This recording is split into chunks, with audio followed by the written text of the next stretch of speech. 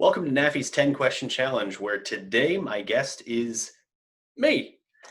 I'm John Niehaus, Director of Program Development for the National Association of Flight Instructors. I've done a bunch of these, and honestly, I was kind of curious what my own responses would be, and frankly, I kind of thought it'd be fun to just interview myself. So here we go. I've been a CFI since 2009. I have 11 years of experience. I still do ground training, not as much flight training as I used to, because I do my director of program development stuff here at NAFI, which I've been here since 2010. But I also am a captain for a 135 charter company. I'm very excited to be a part of this program. And John, welcome.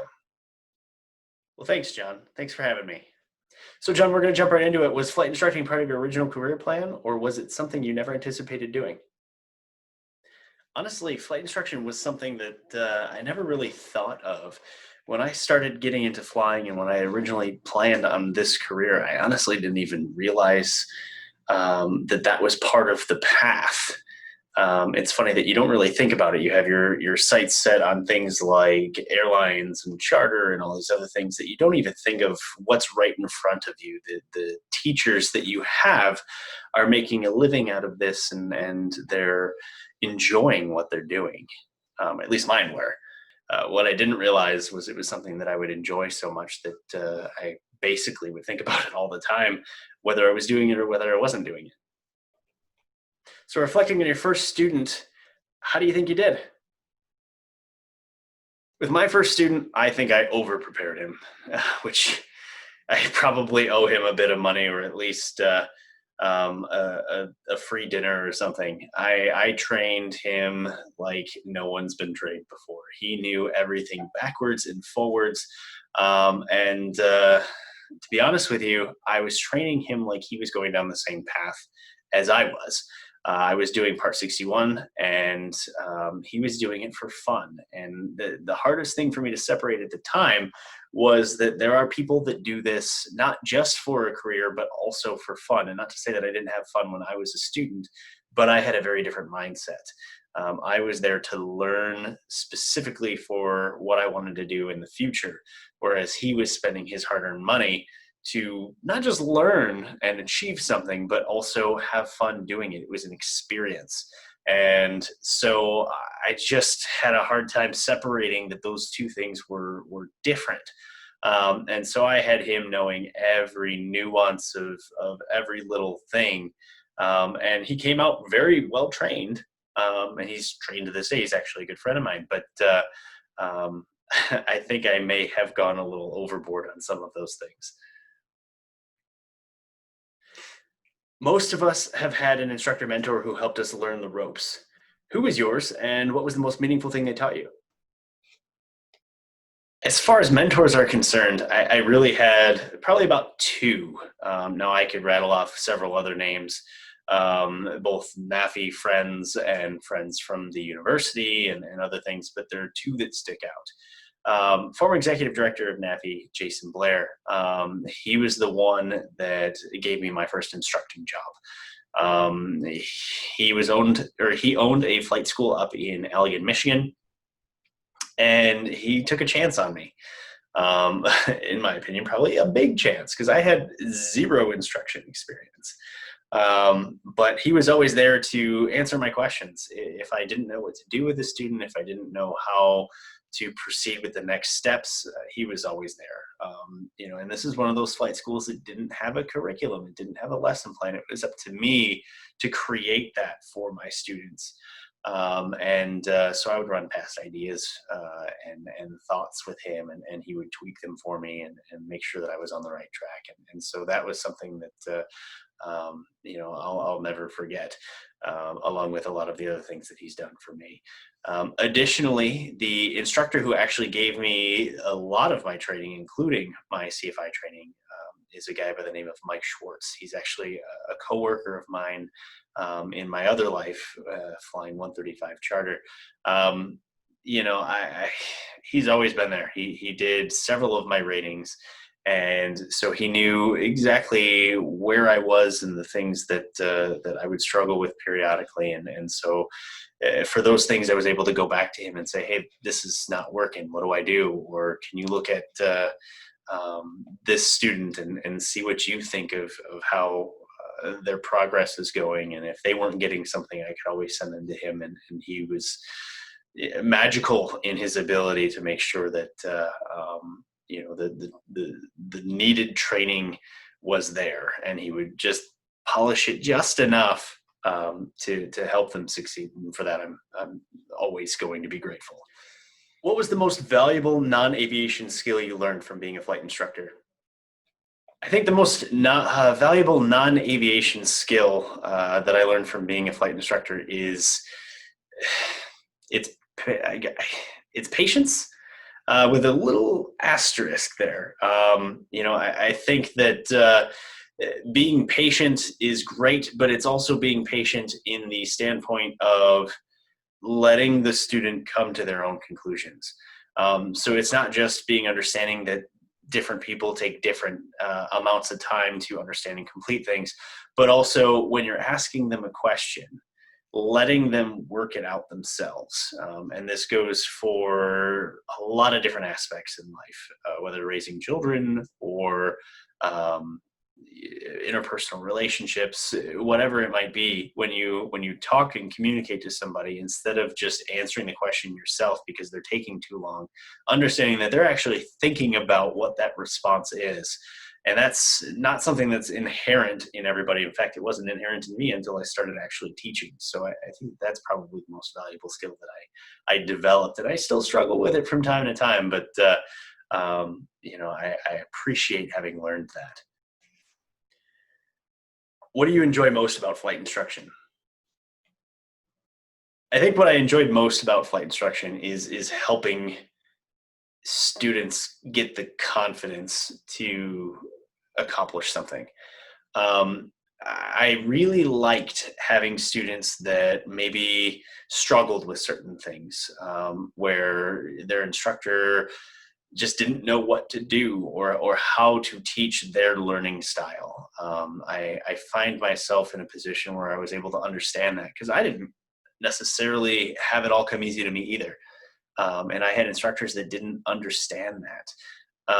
Or I had a couple of instructors that didn't understand that. And so coming from that place, being able to see somebody who was struggling so badly because the instructor thought that a one-size-fit-all teaching method would work and found out that it didn't, and then didn't know what to do.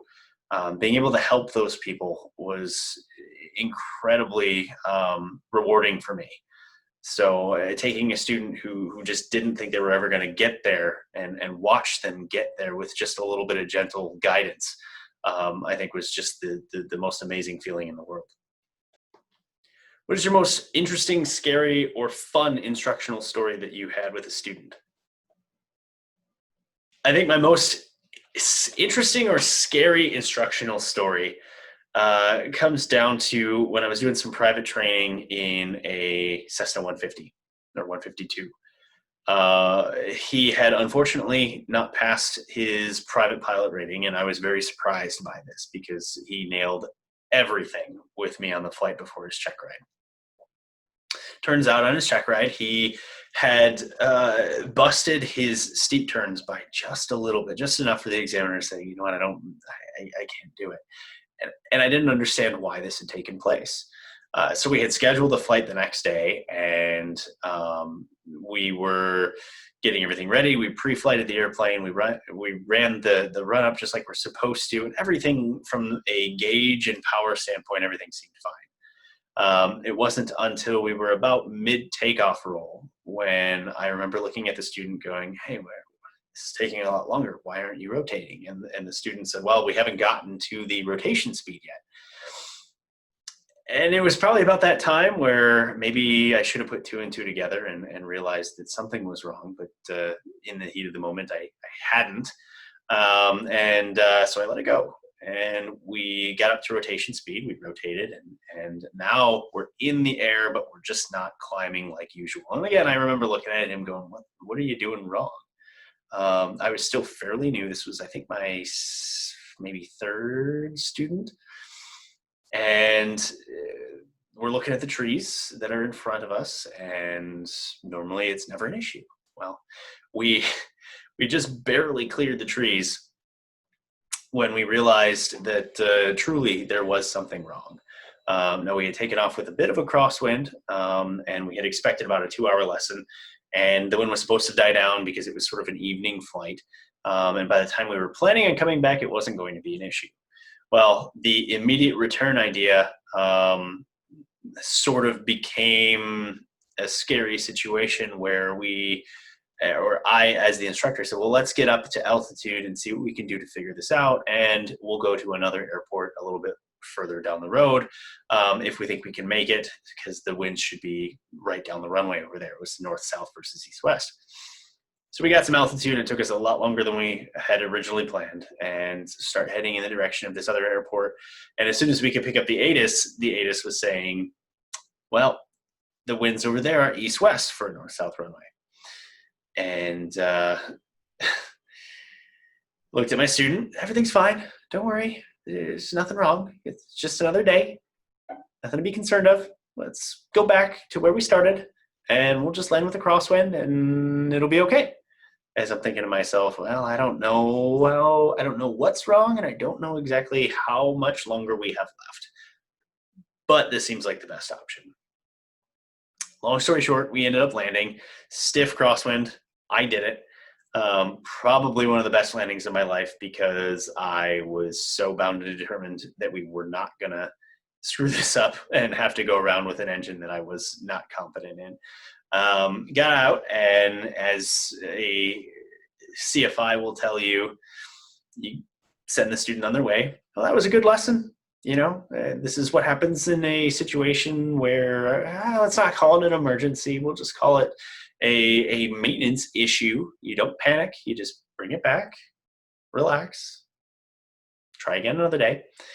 He gets out of the airplane into his own car, drives away, and I walk over to our maintenance person, and I nearly fall over like, oh my gosh, this was so scary.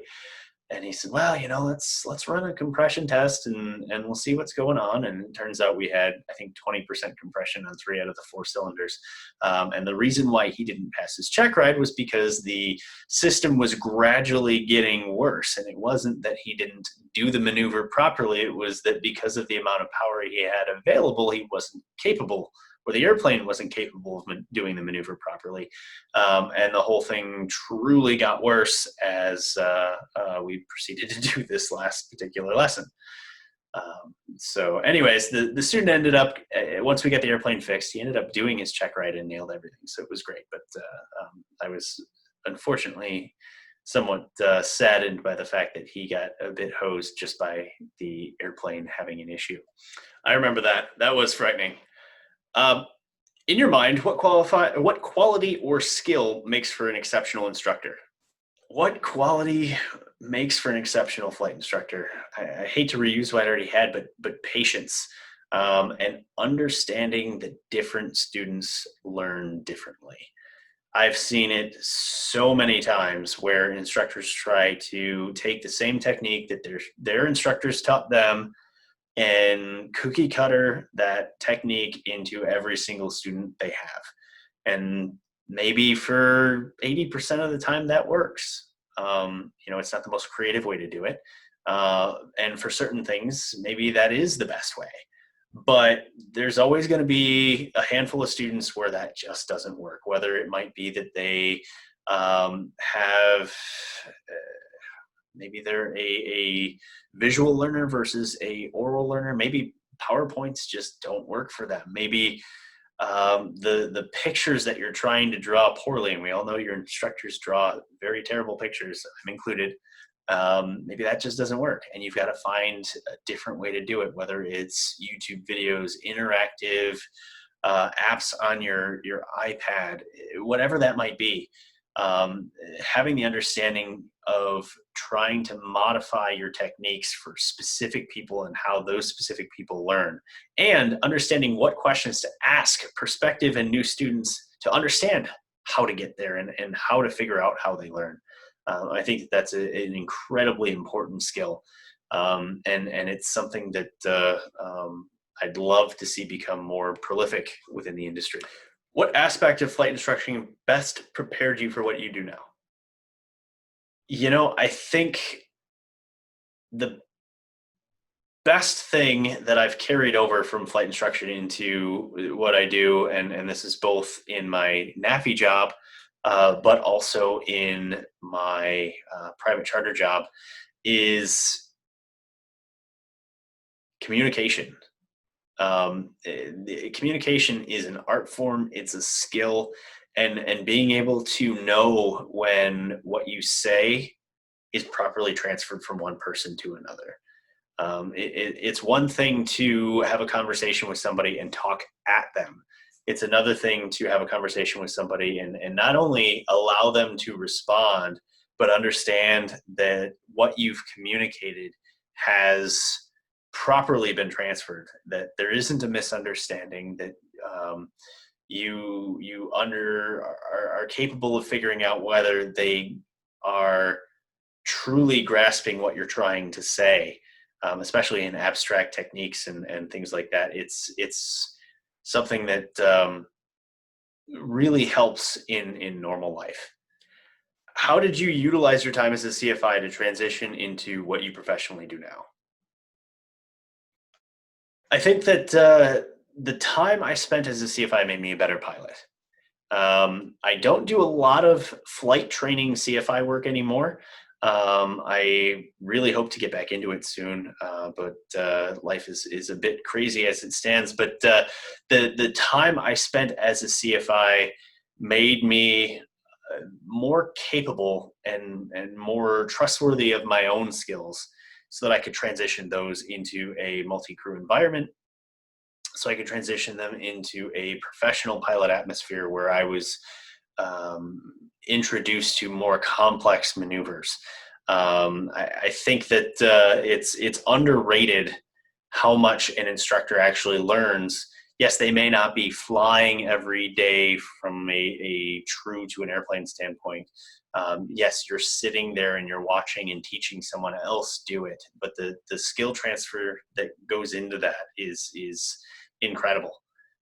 You have to know how to do it to teach it, and the more you teach it, the better you get. And I feel like that made me a better pilot and more capable in passing my own check rides, passing my own recurrent rides, at being a captain. It makes you better at communicating and working with first officers who might be a little bit on the newer side. I don't consider myself an instructor for first officers, but I do consider myself the resource that they can go to try to help them if they're struggling with something. And I think that that's really important.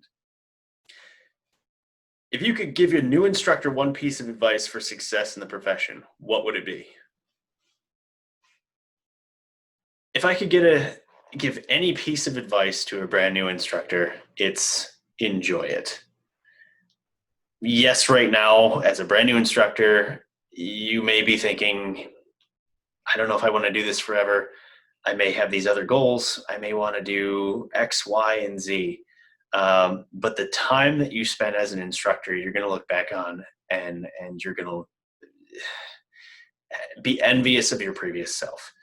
The feelings that you get helping someone do something that they never thought they were going to be able to do. The feelings that you get when they finally understand a concept that was completely baffling to them when you first started. It's a high like you'll not get anywhere else. Making knowledge go from your brain to another person's brain is just a special thing. And enjoy it now. You may do this as a career or you may not. As long as you do it appropriately and safely and with the best interest of your student, the time you spend or the duration that you spend as part of your career doesn't matter. But make sure that you understand that the students are the most important thing, along with safety, of course.